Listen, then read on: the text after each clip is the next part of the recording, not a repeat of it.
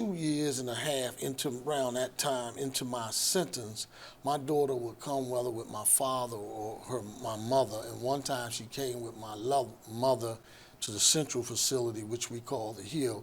And as visiting in, they were waiting to get on the bus to leave to go out, home. Mm-hmm. And my daughter she was 6, broke away from my mother and grabbed, when we have to go back in, they strip you, take everything off, make sure you don't have any contraband. Mm-hmm. And she grabbed my leg and said, "Daddy, I want you to come home now. When are you going to go to Daddy and Daughter Day with me at school?" Everything in me was crushed because I didn't have an answer to her. I went back to my dormitory and said, "God, if you help me, keep me safe to get out of here, I would never miss another one of my daughter's events." A couple of years later, I came home and I have kept to this very day that commitment to her. She has three sons, and every chance I get to be at a school play or sports event, wherever they are, I can't make it up to her, but I'm trying to make it up to them. And I believe that was the transformative experience that really changed my outlook. It's evident that he cares. What do you care about? Welcome to the Rock Newman Show. It's the Rock Newman Show.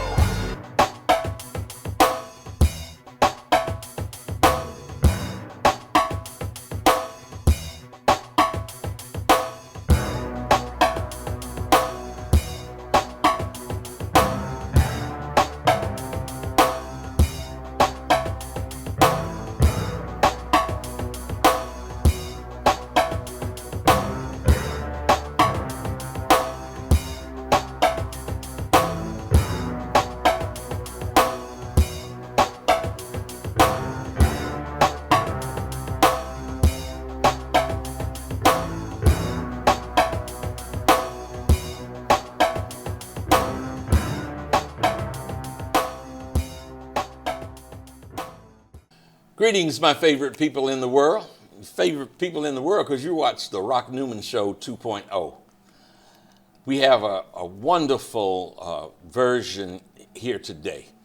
I want to take the time to acknowledge that we're here in Southeast Washington, D.C. at 1918 Martin Luther King Avenue. I want to pay tribute and honor Kimon Freeman and Alex Lawson, the owners and founders of We Act Radio, We Act Studios. More than 10 years ago, I started this version of my life right here at We Act Radio in these studios. So I certainly didn't want another day, another show to transpire and not acknowledge the love I have for being here on Martin Luther King Avenue and for the owners of We Act Radio and all the good work that they continue to do in the community. They are, very much arguably the most progressive radio station in the Washington, D.C. metropolitan area. That is We Act Radio. So I certainly wanted to pay tribute to that. I am really pleased to have our guest today. I'm just sure that he's someone that many of you will be able to relate to. I have wanted to get him on my program for a good period of time. I try to have a variety of individuals. I get asked on the street, "Hey, what's the Rock Newman Show all about?" And what it's all about is everything. Every particular subject. We don't have any sacred cows, sacred cows. Certainly, I take the position that we speak truth to power. We just do that. We speak our truth to power. I don't necessarily think that we hold an exclusivity on what the truth is or what right is, but we have our interpretation of it, and they never scared to bring that to you. With that being said, I want to introduce you to a gentleman who has had quite the journey. I think if you hang with us here for this 60-minute period of time, you will agree with me that he has quite the journey. And it is a journey that I've been wanting to introduce to you, because part of what we try to do from this platform and from this desk is to uplift and to inspire our community.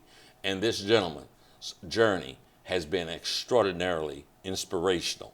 I'd like to welcome Calvin Hawkins, Prince George's County Councilman at Large. Yes. Councilman at Large. You know what? Let's start there, because some people might see that term and not necessarily know what at-large means. Give a quick description on that. As an at-large member, along with another at-large member, Mel Franklin, we are responsible for dealing with all issues legislative. We have 9 legislative districts, and we are able, because you can get caught up in your parochialism of your own single member district, and what we are District 1, District 2, District 3. 9, yes.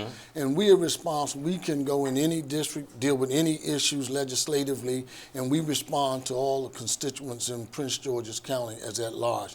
This is the first time we've had at large members in this modern day charter rule county government. So Mel Franklin and I are the first to win these seats, and we deal with everything across the board. Which means you have to have the kind of reputation and the strength and the work ethic to reach out to the entirety of the county. Yes. Those that are in the districts, 1, 2, 3, 4, they have to appeal to a much smaller segment of the Yes. population. Yes. Did you, well, let's do this. I want to do, because some folks, this goes literally around the country, around the world, might not know or might not have ever heard your name, and I want to do a little biographical sketch on you. So to do that, let's talk about where you were born. I actually was born in Washington, D.C., and I actually grew up in Ward 8. And my And when he says Ward 8 is southeast. It's southeast. typically the one that is Yes. thought to be the least of thee. Yeah. And right up before Martin Luther King became Martin Luther King, it was Nicholas Avenue. I grew up here in the 5th grade. My mother and father separated and divorced, and we moved to Prince George's County, Oxon Hill, and I grew up from 5th grade on in Glass Manor of Oxon Hill. Where'd you go to junior high? I went to junior high actually at Shoegarts in Hillcrest. Yeah. Shugart. Okay. Yeah, Okay. Hillcrest Heights. Okay. And for those who are familiar with the Yes. area, Hillcrest Heights, we're talking like where Marlow Heights Yes. is and Iverson Mall. Yes. Now, had Iverson Mall been established? Because I remember when there was no Iverson Mall. I'm older than you. Yes, Yeah. Iverson Mall had been established, and that's where we would catch the bus instead of going down Eastover, which was a shopping Another center. shopping Yes, center, right. We would catch the bus because it was a straight ride to Iverson Mall and hang around Iverson Mall, so it was in place when I was going through school. Okay. And so in Stuttgart, what high school?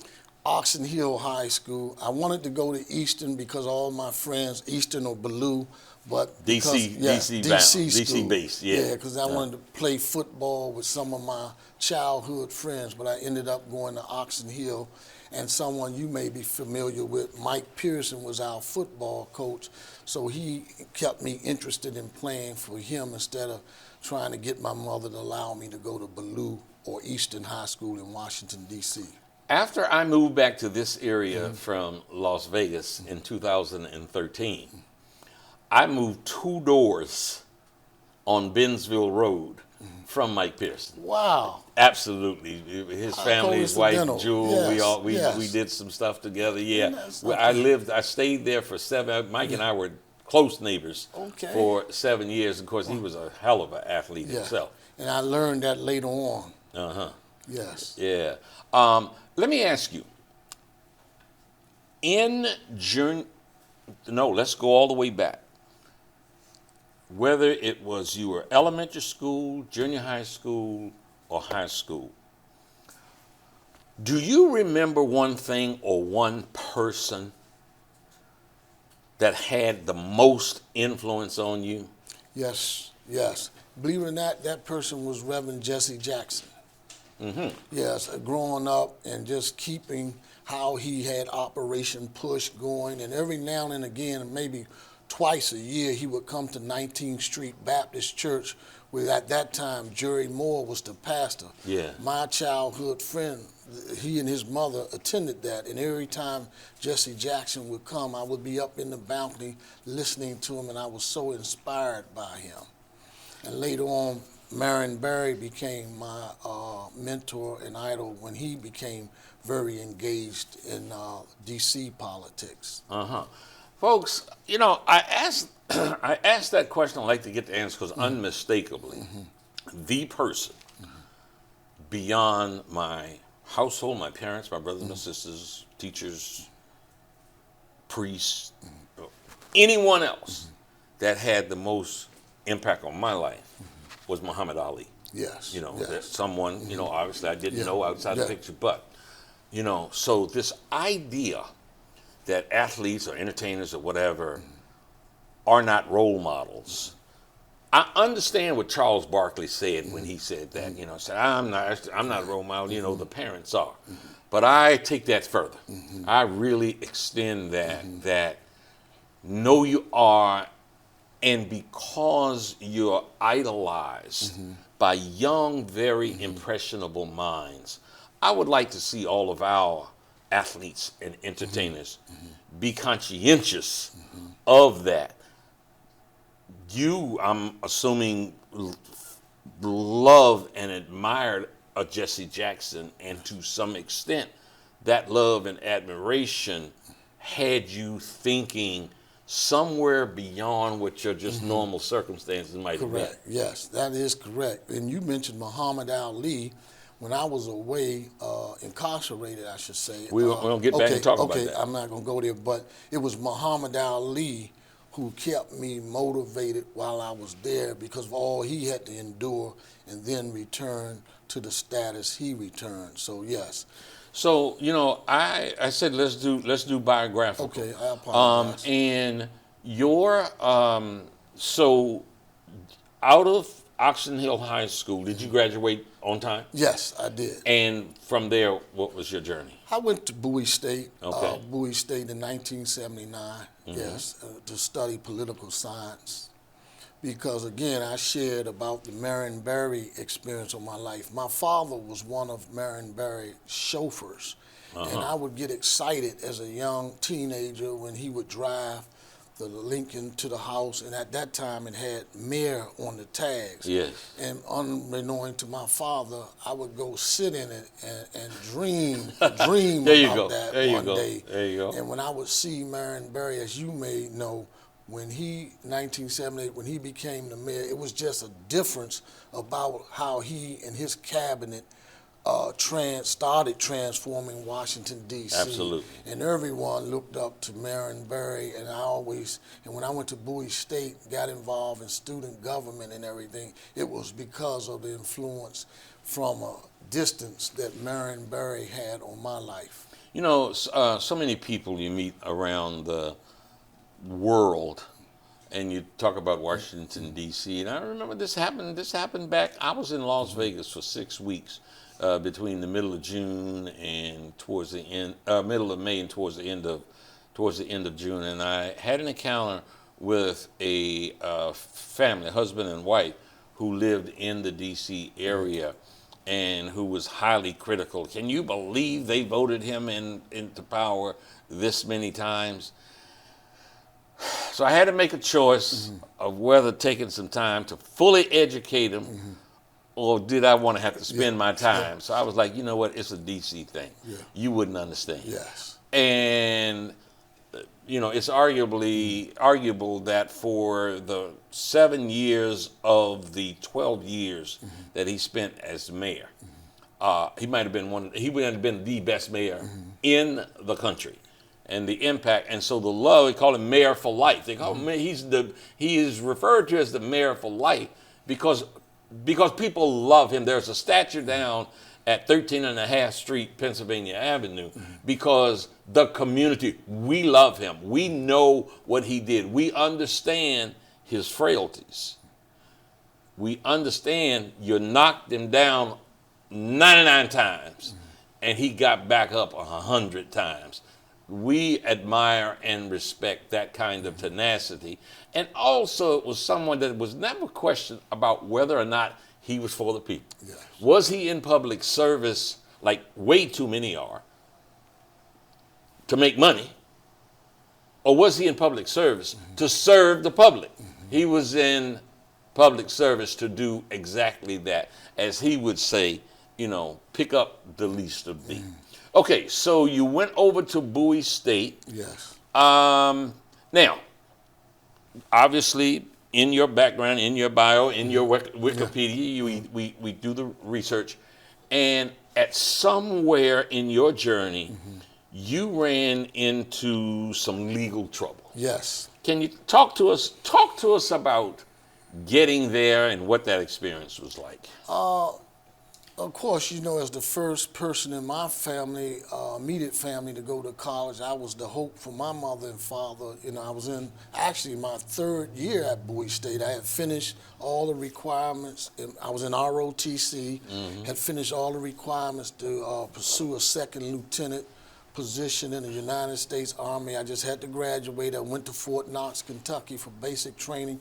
Everything was going well. Came home one weekend, hung out with a couple of my buddies, and it was a young lady that I had a heart for. She, at the time, I was probably 19, 20. She was 33, and I just had the hots for her. I had my little student work, my work study money in my pocket, and she and I went out. She drove, I did not, and we went over her place. She introduced me to, back then it was called freebasing cocaine, and I had not done it before. She introduced me to it. You're 19, she's 32, so she's got a decade. Okay. And we started smoking that stuff, and I wanted some more and some more, and I lost sight of my pursuit for a higher education degree and began finding ways to smoke, and from there,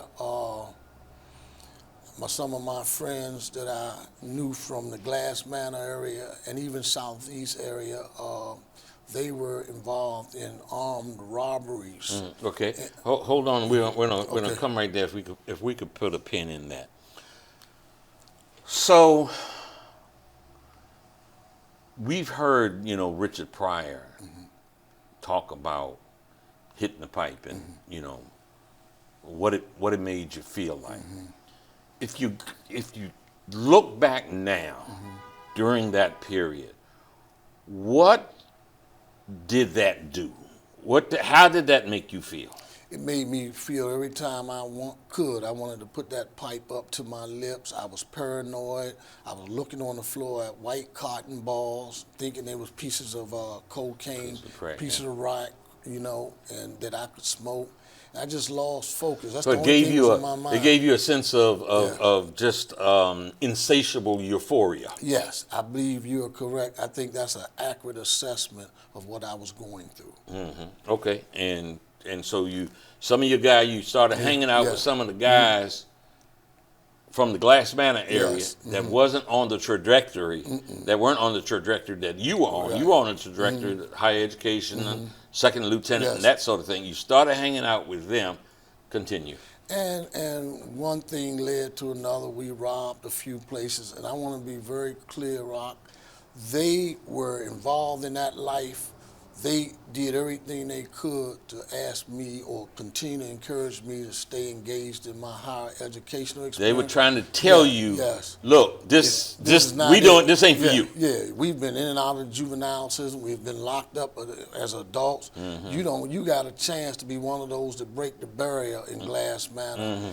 But I stayed persistent. That devil that you had and so been introduced to had a stronger pull. Yeah, and even with them, I must say here with you, I take full responsibility for my actions, and it wasn't because of their negative influence. It was because of my desire to smoke cocaine that I continued to engage with them. And as a result, we all got caught and ended up with a 6 to 8 year sentence. What was your charge? Armed robbery. I had 5 armed robbery charges. I had 5 armed robbery charges with a handgun, and so that was a minimum for each of those armed robberies, 15 years, and each gun charge you had a mandatory minimum of 5 years. Yeah. But what was the catch? I had those in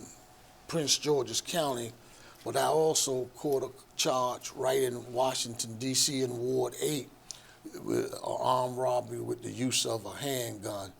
But I was out on parole. I was out on bond in Prince George's County. So when they caught me in D.C., I had violated my bond. D.C. put me under what they call preventive detention. That way you can't get a bond, and they have to take you to trial and everything within 60 days. Mm-hmm. And I ended up getting 6 years to 18 years in the District of Columbia, and that's before I went to Prince George's County to face the charges that were waiting for me there. And wow. So, where'd you serve your time? Lawton and Central Facility, what they call the Hill, and from there maximum security. Where? In Lawton. All at Lawton. Yeah, all in Lawton. Yeah, and wow. It was an interesting experience for having. Go ahead. Yeah, let me ask. Mm-hmm. So at some point you're at Lawton. Yes. Were you still trying to score when you went to Lawton? Were you still trying to, get that monster? Actually, I had changed and transferred my thinking to trying to get out. But yeah, I was still there doing stuff. It wasn't so much because it was hard to get cocaine in there, and you couldn't really smoke weed as much because of the smell of marijuana throughout. But yeah, there were other means for getting high while we were in there. So let me just ask you, and folks, I'm pursuing this line of questioning because I know that I don't think I know a family in my sphere of my wide sphere, a family that has not been impacted by what we're talking about right now, and this is drugs. And here's someone who has the courage and the humility to express openly what the deal was, not to blame anybody else, but to say, I have to take full accountability. Mm-hmm. So what I want to ask you is, when you were at Lawton thinking back about the life that you were pursuing and who and what you really wanted to be, what do you remember as sort of your most profoundly sad moment? Believe it or not, when I was in front of the judge and my lawyers and the U.S. Attorney's Office, as well as the state's Attorney's Office in Prince George's County, they had all agreed that based on my formal education and where I was going was my first time getting in trouble, that I should go to Patuxent for the criminal rehabilitation, the Patuxent Institute in the state of Maryland, and see if that setting would be the kind of setting that could help me get back to normal and probably stay there 2, maybe 3 years. But Judge Audrey Melbourne, with a stern face, looked at me and said, Calvin Hawkins, I would love to send you to a place like that, but I'm not. You had all the chances that your co-defendants didn't have, and so many people would never get a chance to experience. And you blew your chances.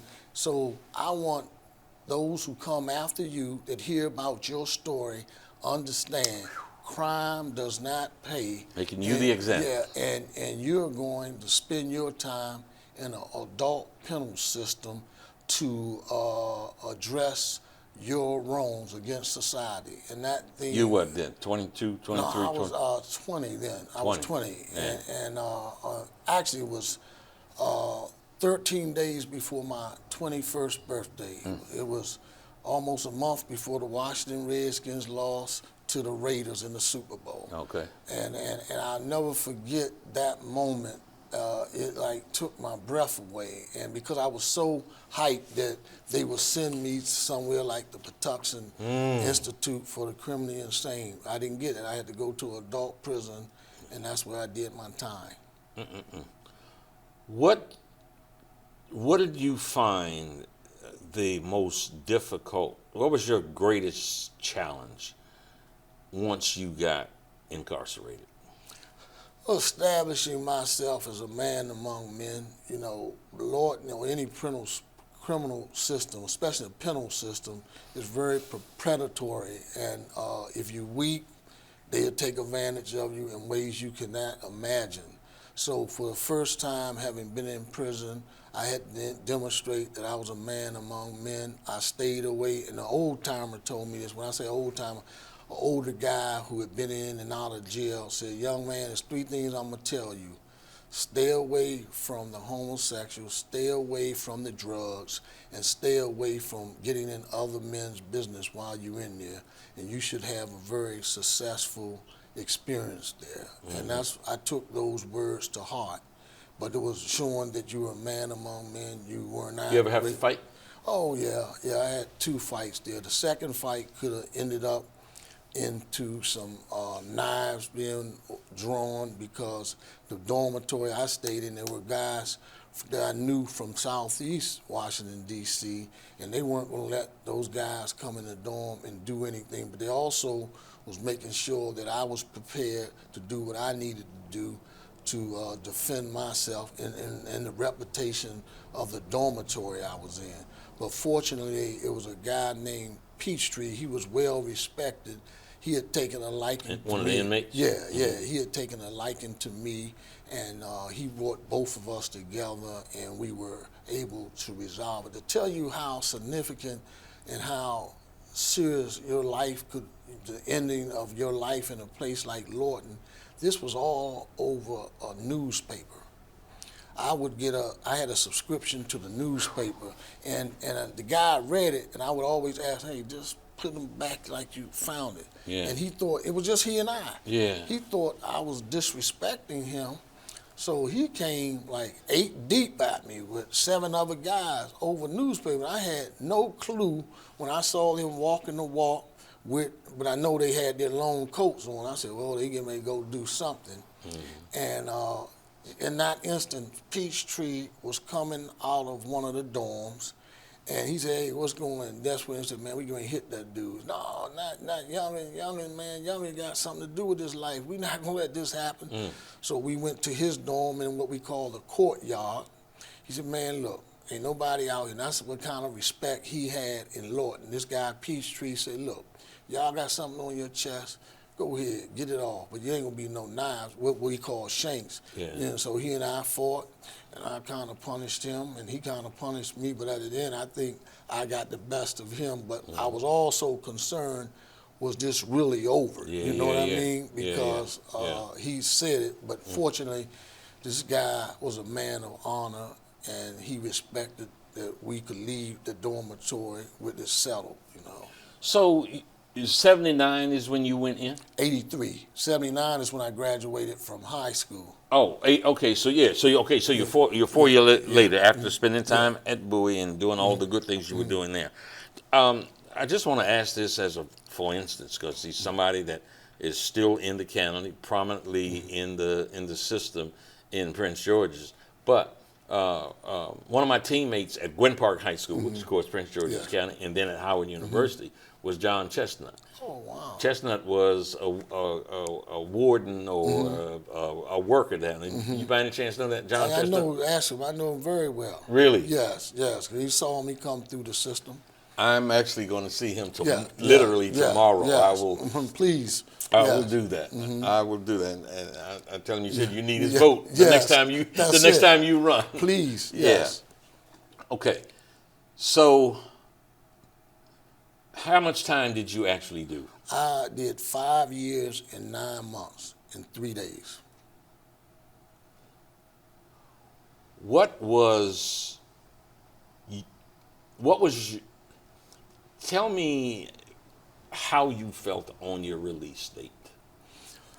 How I felt, if I may just add one thing to Feel leading free. up to my release, I did not share with you. I was also a teenage parent. A young lady that went to Ballou High School and we all went to Covenant Baptist Church. Okay. I got her pregnant. My daughter was born in 1979, and I was really turning 17, because she was born in April, 2 months before I graduated from high school, and then I turned 18 later in October. My daughter's mother was 16, so we were young. Yeah. But fortunately, she had a great set of parents that took care of my daughter. So what happened, when I went in, my daughter was 4. And around 2 years and a half around that time into my sentence, my daughter would come whether with my father or my mother. And one time she came with my mother to the central facility, which we call the Hill. And as visiting in, they were waiting to get on the bus to leave to go out, home. And my daughter she was 6, broke away from my mother and grabbed, when we have to go back in, they strip you, take everything off, make sure you don't have any contraband. And she grabbed my leg and said, "Daddy, I want you to come home now. When are you going to go to Daddy and Daughter Day with me at school?" Everything in me was crushed because I didn't have an answer to her. I went back to my dormitory and said, "God, if you help me, keep me safe to get out of here, I would never miss another one of my daughter's events." A couple of years later, I came home, and I have kept to this very day that commitment to her. She has three sons, and every chance I get to be at a school play or sports event, wherever they are, I can't make it up to her, but I'm trying to make it up to them. And I believe that was the transformative experience that really changed my outlook. And when I came home, I thank God that I will have a chance to be there for my daughter like I wasn't for those 5 years and 9 months of my life. Man, that's a powerful testimony. That is a powerful testimony. Okay, so I'd ask about, the moment you got out. It seems to me like the impact of that particular moment might have been what changed your thinking or elevated your thinking, as hurtful, as painful as that was. Was that inspirational was that inspirational for you? Yes, very inspirational. It made me change what I was doing inside of the penal system. From, doing what I was doing, it became real that my focus was to prepare when I returned to the community to never return to Lord nor any prison system. And you have to, by that time when I came home in '89, it was at the height of Rayford Evans and all them, and the recidivist rate was like you stayed out less than 14 months. And since 1989, February of 1989, I've been out since February 1989, not looking at it as a badge of honor, but as a responsibility to every returning citizen that I run into, to at least give them some time and offer words of hope and inspiration. And Calvin Hawkins is not any different than they are. They can do the same thing I'm doing. It's just commitment and discipline and grinding. You've been elected, to a very responsible position in the most affluent African American county in the country. I'd like to stay here for a moment and have you to say to those loved ones who have brothers or sisters incarcerated. They're on the outside with the loved ones on the inside. What would be your message as to how they could best utilize the love that they have for those on the inside to do what that would be most helpful to those sitting in the belly of the whale? My words to them would be, prepare them for their transition from the penal system back into the community. And what I mean by that is there are going to be things they need, a job, a place to live, like even down to their identification card, their birth certificate. Start preparing them now to know they're going to need those things, and start talking to them, really talking to them about what their return to society means for them. Because you can pray for them, hope and believe, but if they don't have their mindset prepared for this change, many of them have been in 15 years, 10 years, 5 years, even more or even less. Society has drastically changed, and are they prepared for the change? And you got to talk to them about it. You can't be afraid to have those conversations with them, because they're vulnerable and they're not going to share with you what they're really feeling. They're going to man up, as we say. Even with the women, talk to them about how we can help you. How can I, as a family member, how can I help you to be successful out here? Even if it means using their kids to say, how can we help you make sure your kids know that you're their dad, your mom, and how can we help you be that successful parent? Don't be critical of them. Hard love, but don't judge them, because they have been through a lot. And I always tell people, you are between them and Bigger Thomas, Richard Wright's Bigger Thomas. Help them make it. They can make it if you don't give up on them. And what are you doing from your position as an at-large member of the Prince George's County Council to foster legislation that addresses the needs of returning citizens? One of the first pieces of legislation I passed in Prince George's County was setting up a returning citizens office, which the county executive, thankfully, County Executive Angela Alsobrooks understood the importance of this, and she established an office based on the legislation I put forth and passed. And as a result, we have an office. It's not as aggressive and as the one we have in the District of Columbia, but we are working to reach that point. And now it's not there's not bad words or just talk about returning citizens. Every elected official by far in Prince George's County are talking about it and dealing with it from a mental health perspective and a holistic approach to how we help these individuals who are returning to our communities. We still have a lot to do in Prince George's County, but we have more programs than ever in Prince George's County to help these individuals become successful individuals and become responsible citizens. And you use that word, responsible citizens. There's a lot of responsibility on your shoulders as an at-large council person. Talk to my viewers. What are your other passions as you are operating now as a public servant? What things are you most concerned about? Ensuring that our seniors are getting the services they require, from making sure their rent is not becoming so unbearable that they can't afford it. They got to determine whether to pay their rent or how they will get food. Dealing with our veterans, believe it or not, making sure our veterans have an opportunity, because we got the highest percentage of veterans in the state of Maryland living in Prince George's County.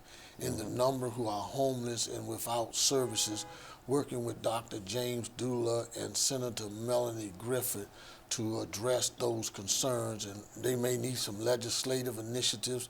I'm going to support it in that regard, but also making sure we don't lose sight of the importance of economic development to get us where we need to be in Prince George's County, particularly in this Washington metropolitan area, because we are the only place that have more land than anywhere, but we don't want to lose our suburban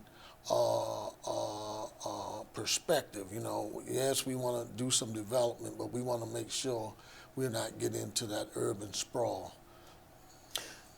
Okay, so you know you're elected as at large. Here's what I want to know, because I find this to be, on one hand, your journey inspiring. What was it who planted the seed, or where did the seed come from to make you think that after having the experience that you had, after having been incarcerated, spent time in jail, now you're coming out to appeal for the community's trust? Where did that seed come from? Actually, I had an opportunity in the District of Columbia.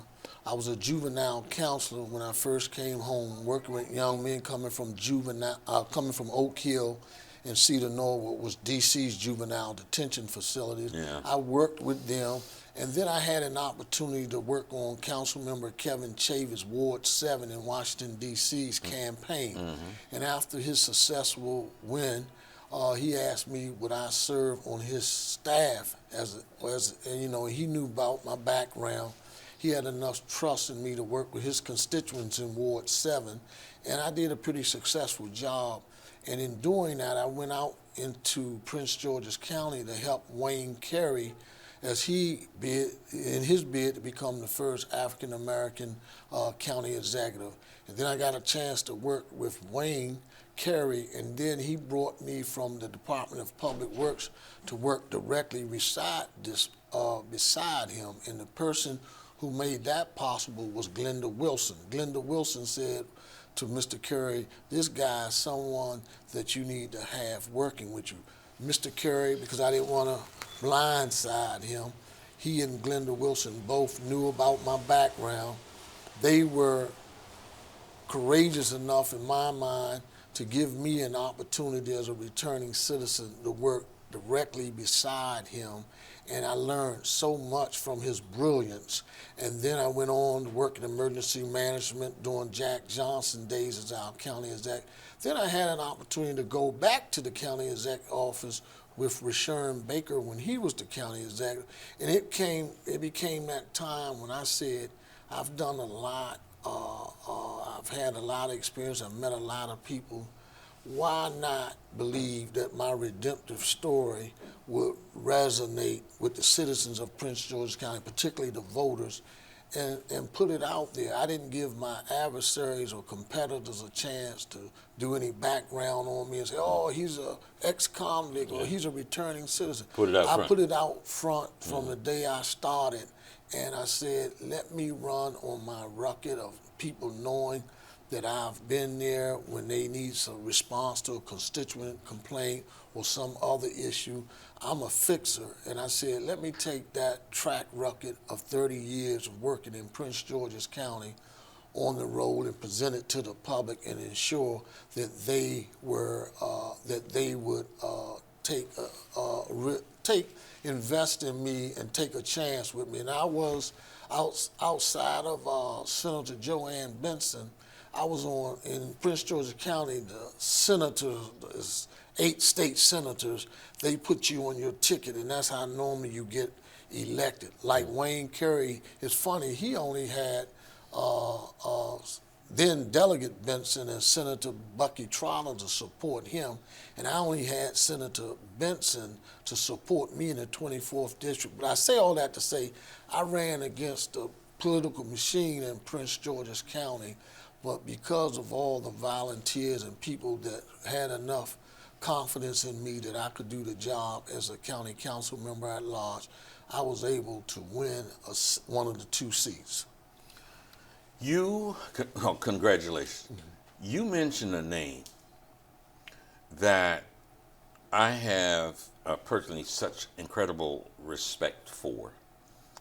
And I have said to people around the country, if I might have been trying to, if folks wanted to come into Prince George's County to do some business, whether they wanted to move, whether they wanted to know about the school system or anything else, that there have been executives. You just mentioned giants. You just mentioned Wayne Curry, God bless his soul. I mean, we're talking about a giant. You mentioned Angela Also Brooks. You mentioned Rushern Baker. And something that I have said, that those administrations have had wonderful successes. Yes. And some of the secret sauce of those successes has been someone you mentioned, Glenda Wilson. Yes. I don't want to embarrass her. I don't want to embarrass Rushern Baker. I don't want to embarrass anybody. But I remember when Glenda had stepped off after Wayne Curry. Yes. And started a consulting Yes. firm. And Lord knows, I know everybody wanted to hire her because she knew everything about Prince George's County from her days when we worked together. When she was 16 years old at Brandywine Elementary School for the National Capital Park and Planning Convention. She knew from then. She is an authority on all things Prince George's County. Then, having worked as an administrative assistant or whatever her titles might have been, this is someone who probably hasn't gotten a lot of local and national exposure, press, and never asked for it because she's too busy doing the work. And one example, Rushern Baker is a Howard grad. Yes. And we wanted to support him. And one of the questions I asked him when he was seeking our support was, how could we best help him? He said, I think you know Glenda Wilson, right? Yes. I said, yeah. He said, ask her to please come and work with me. I've been trying to get her, and she's been straddling the fence. So I didn't want this interview to go by without recognizing that name and talking about what a giant she has been for the good of Prince George's County. That's awesome. And Rock, I must say this. When Wayne Curry asked me to come to work, as I said, it was Glenda Wilson who made the recommendation. When Rushern Baker asked me to come to work with him, it was Glenda Wilson that made the recommendation. Secret sauce. And each time I worked directly under Glenda Wilson. And you know Glenda Wilson doesn't suffer fools, so I must have done a pretty good job, because if not... Oh, if you pass that test. If you pass that test, you're all right. Yes, that's the one. You're all right. Glenn, I hope I didn't embarrass you too much. What's in the future of Calvin Hawkins? Continuing to serve the citizens of Prince George's County, watching what occurs with our county exec, who will do a phenomenal job as a United States Senator from the state of Maryland, and I'm supporting her in that regard. Continue, Okay. Because I want to ask you about that. And once she becomes our next United States Senator, someone has to fill the gap that she will leave as a result of her ascension to the United States Senate. And I'm looking at that as a possible opportunity to continue my service and continue to do what I'm doing in Prince George's County to keep us moving forward. And that's my goal. Okay. So I think it's been about 2 weeks now. I heard the news of a 17-year-old lady getting killed outside of Duval High School. The information is still sketchy. I don't know all of the particulars, but it seemed like she was attempting to head off a fight, like you said, one of the guys in the prison did with you so nobody would get hurt. She got killed in that process. It is an example. It is a microcosm of too much violence that is going on throughout the nation, D.C., Prince George's County, surrounding DMV area. How can we stem the tide of youth violence? I'm glad you asked that question. I don't have the full answer, but one way my team is working to address it, we are dealing with what we call old school, new school. All OGs, original gangster guys have done 20 to 30 years who are home now, and we got them working with some of the younger guys on the street that are like the lead of some of these different groups that's creating a lot of the crime, and those ones who are not creating the crime but trying to live the life they see these guys living. And we also have them going back into talking to guys in prison that still have influence on the street. It's taken us a while because they got to be credible messengers, not like the ones that are working in our community, but these are guys talking to guys in prison saying, hey, let your guys out here know we just want to talk. We're not coming with a tape recorder. We're coming in love. And because of their time and what they have done in there, when you got people like Eddie Mathis, Roach Henry, and even Tyrone Parker, and we even got people like Jahar working with us, it's like these guys are credible messengers. We even had brothers coming from the West Coast to try to help us stem this tide. It's taking a time, but because of the sensitivity of the individuals who are involved, they're gonna run from law enforcement. So what we're doing, we got 6 neighborhoods in Prince George's County we have identified that they're starting to work in to make sure these young guys know these are guys who've been there, done what you're doing. They can tell you from their own lifestyle what you're prepared to get in, and that, if you don't change from this lifestyle, you end up in prison, you end up dead, but there's hope there. And then the last thing that's a part of that, we're looking at trades and stuff that they may be interested in to help them at least work, get off the corners, get out of their parents' house, just creating that kind of havoc. And I think that's the extent I could speak about it without violating the confidence that they are building with these young guys on the street and the ones that are still in prison that are influencing a lot that's going on the street. So I'm going to close with this. I know some young kids. I kind of keep in touch. Got some God kids that are, on that line. Yes. So they're in touch, and they were telling me, Uncle Rock, somebody need to ride with you. Pull up and get some gas. And, sometimes they sitting out there waiting. There's something called free car. In other words, some kids want a joyride, and they either steal somebody's car or jack somebody at a gas station or something like that. So for the parent that has his or her child watching this show, who is hearing that kind of stuff and being influenced by that kind of thinking, that would either go out and jack somebody's car, steal somebody's car, get in a fight to prove themselves, shoot somebody to prove themselves worthy of being in a gang. Speak to them as we close. You have to understand that act you make, you cannot take back.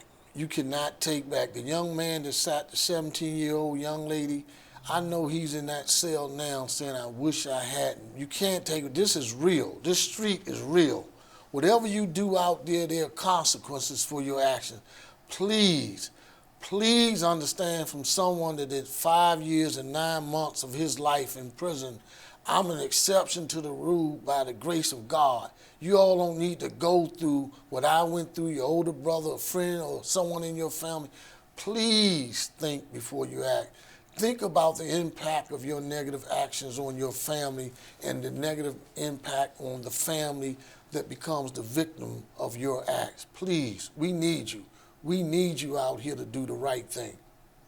We need you to continue serving in your Appreciate role, you, brother. brother. Thank you very much for Thanks coming for to the your Rock time. Newman Show 2.0. Appreciate you. Okay. My man. Folks, heartfelt,